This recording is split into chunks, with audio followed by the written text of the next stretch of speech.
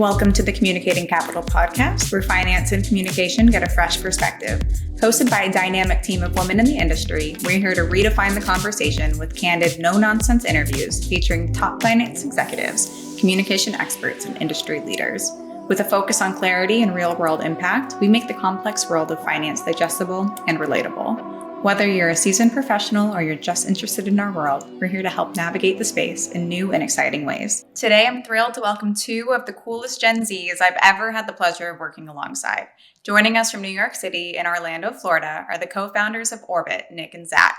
Of course, I'm going to let Nick and Zach explain more, but essentially Orbit, the app and the platform they're launching, was just recently launched as a centralized space for the entire investment community, where users like myself, I am a user, can engage in discussions about stocks, crypto, and just the market in general. I absolutely love it, and I'm so proud to talk to you both today. So Nick, Zach, welcome to the show. Thank you so much. Thanks for having me. Thank you for having us. We're so excited. But before we dive into Orbit, what I love most about you is you're young entrepreneurs who built something so impressive with Orbit. Like really, it's something that most people don't do. Not even like the top 1% of people in your age are launching stuff like this. Let's start with Nick. Can you tell us a little bit about your journey, kind of like your founder's story? Yeah. So, I mean, the inception of like Orbit as a concept in like my head can track like all the way back to when I was a student at the University of Florida. I was not a finance major. I was a sport management major. But I had a huge passion for the stock market. I was always looking for ways to have my money grow while I was growing in college. So when I graduated, I had like a firm control over my life and my finances as someone who was dealing with student loans in the back of their head their entire time. And during that time, I was trading, and that was also during the meme stock phenomenon. And there was just a plethora of information scattered all over the internet, and I was just jumping from TikTok to Discord to Twitter, and I just felt very like fragmented and spread too thin. I was missing out on trades that I liked that other people were like getting in on, and that's when the concept of Orbit just popped in my head as becoming like a social terminal, like an all-in-one hub with investing, data, and community insights under one roof in like a cohesive space. I love that. I absolutely love that. And then Zach, can you tell me a little bit about your founder story? Absolutely. So my founder story began a long, long time ago, way before I even knew how to program. When I was 8 years old, I made my first business, and I was 10 when I built my first application. So a little bit of a gap there. Wait, that's awesome, Zach. That's awesome. I'm going to have to circle back and ask you more about that in a moment, but continue. Okay. Yeah, amazing. Absolutely. I can talk about that from what I remember. But before I got to college, I'm an engineering major straight out of the University of Florida, just like Nick. That was where we met.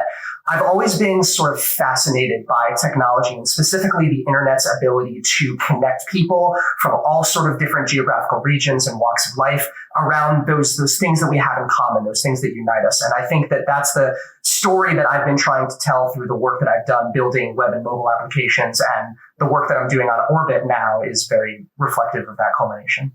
I love that. So you guys had to put your two minds together. We have one, the stock meme, the investing, love trading, to more like the technical items that are people to software building. You're saying you've been coding since you were 10. I feel like having both sides of those is what actually makes Orbit so unique and so much better than so many other platforms that are on the market right now.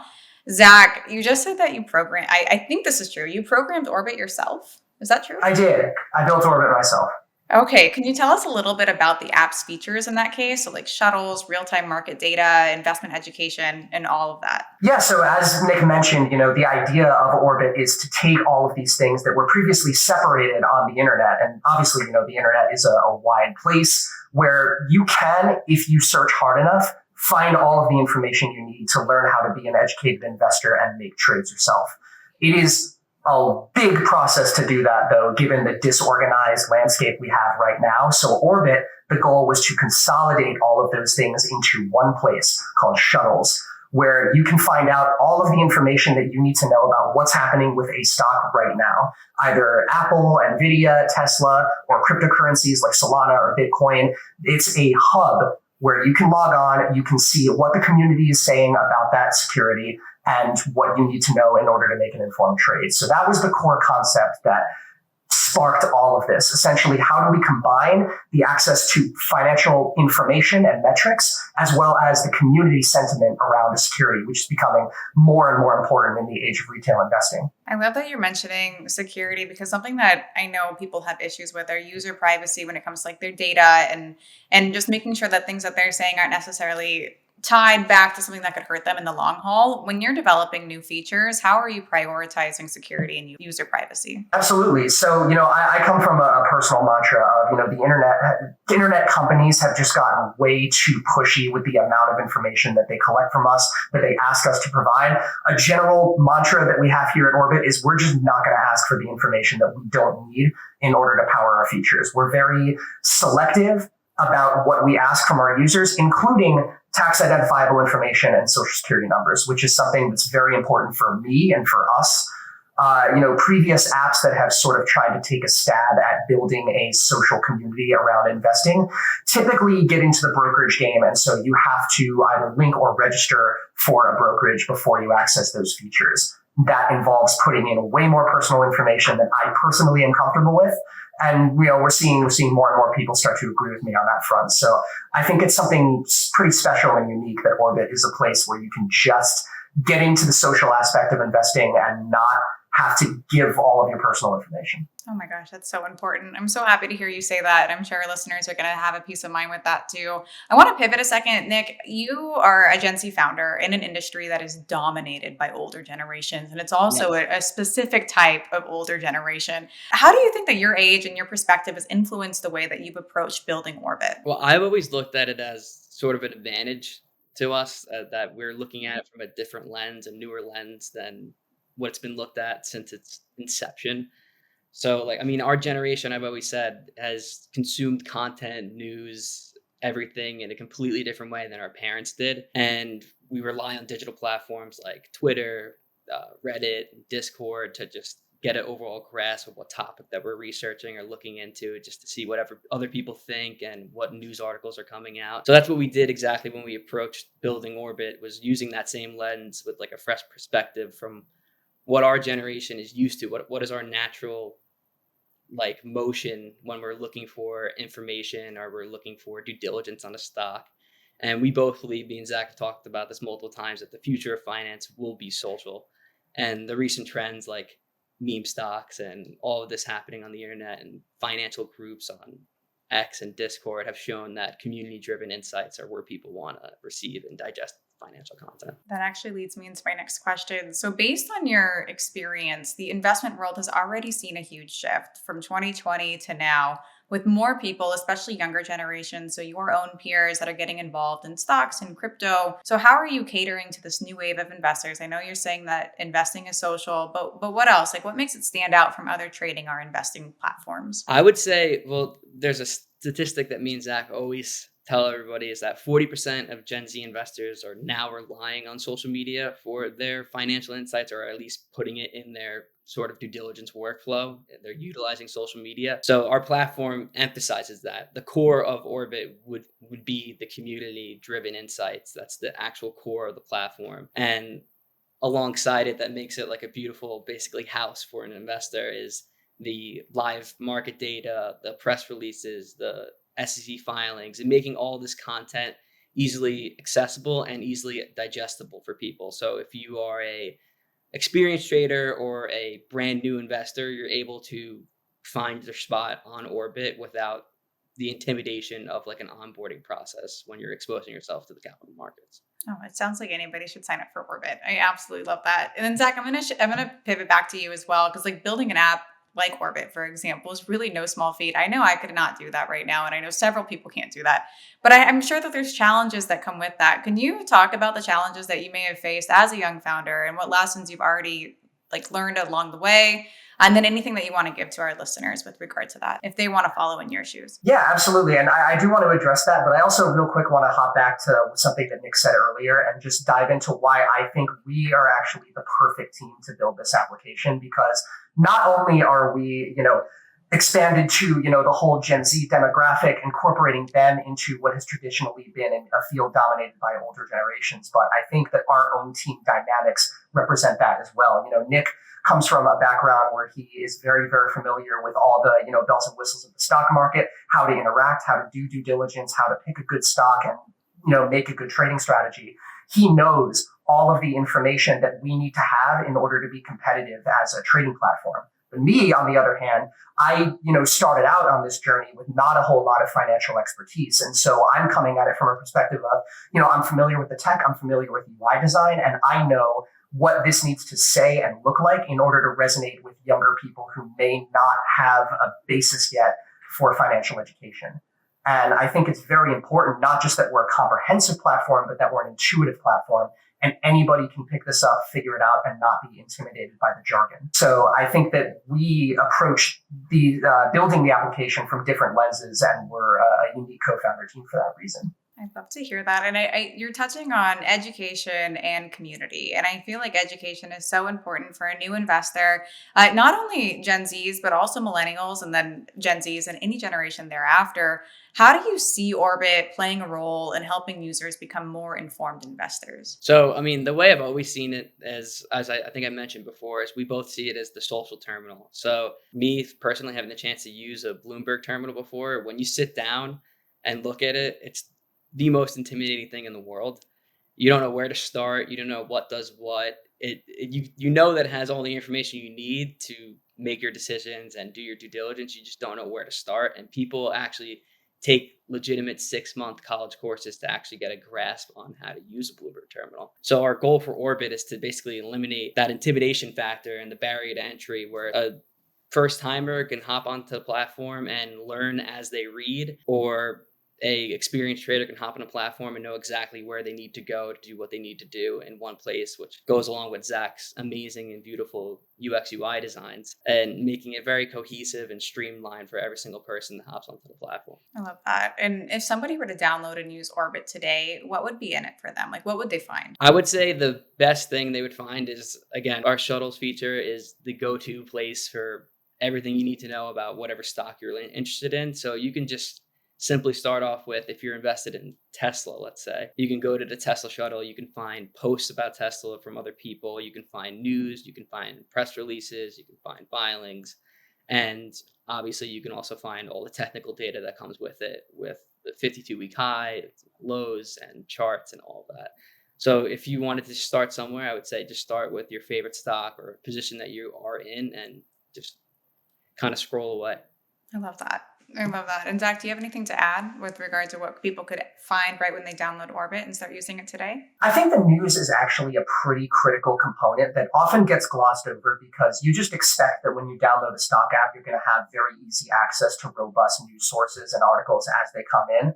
But, surprisingly, that's not the case with a lot of modern stock apps. They tend to omit some, I think, more common and larger news sources that people typically read and think about when they think, what's happening with the stock market today. We have incorporated some cool artificial intelligence tech to pull stories directly from those sources, categorize them effectively, and place them in the shuttles where our users will be able to find them immediately.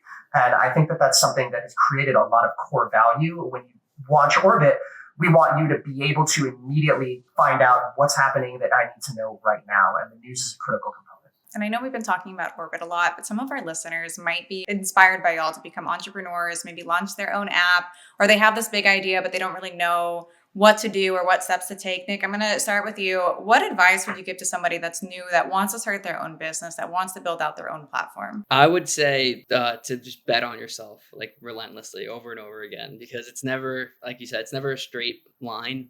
It's always going to be a little bit of a roller coaster. There's ups, there's downs, but like every challenge you face will just sharpen you and make you better at what you're doing. And if you're committed to your vision, you're definitely going to be able to make something very special. And I think I wouldn't be intimidated by anything like in the industry. If you're a young founder, if you're new to the industry, you just graduated college, or if you're in college, you shouldn't be intimidated that there's experts out there, because your perspective could be completely different because of your just enthusiasm towards what you're building or what you want to build. So I would just trust your gut and continue to bet on yourself. So go for it and bet on yourself for sure. Yep. Oh, I love that so much. And Zach, what about you? What advice would you have? I would say for young founders in this position, I mean, the startup game is a very, very interesting adventure is what I would call it. The most interesting adventure that you could possibly go on in your life, and the most rewarding too. I would say you really have to love what you're doing, because I think this is going to be a grind. It's going to get tough. People aren't going to believe in you. You're going to have a lot of reasons to doubt yourself, and other people are going to give you reasons to doubt yourself. I think that, you could be in it for the long-term glory or the money or, whatever the external factors are, but that's not really what's going to keep you going throughout all the doubt and all the hangups. You got to be in this for the love of the game. If you want to talk about something like, resilience when things get tough, that's what's going to keep you going. So if you don't have that spark yet, wait until you do and then make the leap. But as a young founder, I think this is unquestionably the best time in our lives to pursue a risk. So don't be discouraged, but make sure you have that fire in you. And I hope somebody listening definitely takes that, because that's so true. It's so true. And something that's been a theme during this podcast so far is people have been talking about like networking and meeting new people and getting in front of additional people that you might not know. So how has that journey been for you? Because I know that Orbit's been around since I believe 2021, that's correct. That's only 3 short years. And I know that you've been in front of some really big players so far. How are you going about that, and how important are relationships to you?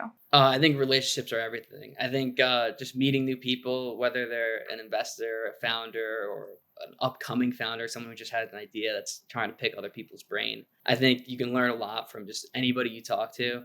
I mean, we've been to probably hundreds and hundreds of events now and we talk to everybody in the room, and it's honestly fun. And at first it's a little intimidating, but you just have to like take the leap. It's just like, I always compare it to, it's just like when you're, a kid in kindergarten and you just say like, hi, my name is Nick and I like sports. It's like the same thing. It's just, you're older now. So kind of like go at it with like a happy-go-lucky attitude and just introduce yourself to people and get to know everybody around you.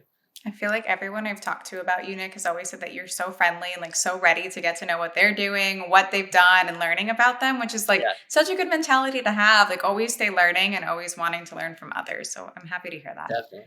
I love that. And Zach, what about you? I mean, you really do have to treat everything like a learning experience. Everybody that you meet has something different to offer, has some stories to tell. You can learn a lot about, mistakes, about success stories, about, the right way to be doing things, or just talk to somebody who can, brighten up your day and you can connect with on a different level than you might expect. You should never be closed off to those social experiences, those networking experiences. It's true that it gets you far in the business world, but it's also the most fulfilling thing about being alive. So never discount any social experience. I love that you're saying that. And honestly, myself and my team, we've learned already so much from you two, and also the Orbit ecosystem of the people that we've met through you. So we're definitely appreciative of our relationship already. So this is so great. I know that we're about to wrap up, but I just want to see if there's anything else you'd want to share with our listeners, perhaps a sneak peek of what's coming for Orbit next, if possible. I would say, there's always something on the horizon when you're building platforms. There's always something coming. We have some pretty large things in the works. Zach, if you want to get into the details of that, you can go ahead. But I know he's a very close to the chest engineer, which I admire. I hope he gives us some insight. Oh, yeah. I mean, like you said, there's a lot on the horizon. I think some of the biggest things are we want to really stay true to our founding goal of making shuttles the go-to hub for all of the relevant information you can get about security and all of the community that's been built around that security. I think that a coming redesign will bring us a lot closer to that vision than we have been. I think that we're going to be adding a lot of features in terms of allowing creators on the platform to build trust with their community by making disclosures about where they're invested and whether or not they put their money where their mouth is, which is super critical given the social media landscape that we live in, where a lot of investors connect online, but nobody really knows who to trust. It's all, anonymous and all abstracted. So this sort of gives people the opportunity to pull back the curtain and figure out who they should be listening to. I think that we want to make watch lists a lot more powerful. And I think it's very important that people are able to not just share their watch lists, but share multiple of their watch lists and add notes about each of their securities, because things are always changing. people have different opinions, and sometimes they change with new information. So it's very important to be able to keep track of things on the app. I could literally go all day. I have a list of things that we're going to be implementing. They're not all going to come this year. They're not all going to come in the next 5 years. We like to think ahead at Orbit, very far ahead. No, I love that. I think that's so important. But Nick, Zach, I'm super excited because I am an Orbit user, and I know that people are also Orbit users that might be listening in. So to hear any of these updates is genuinely so exciting for us. But thank you both for joining us today. We really appreciate it. No, thank you for having us. This is amazing. Yeah, thank you so much. For our listeners who want to connect with Nick or Zach or download Orbit, be sure to check out the links in our show notes. And as always, thank you for tuning in to Communicating Capital.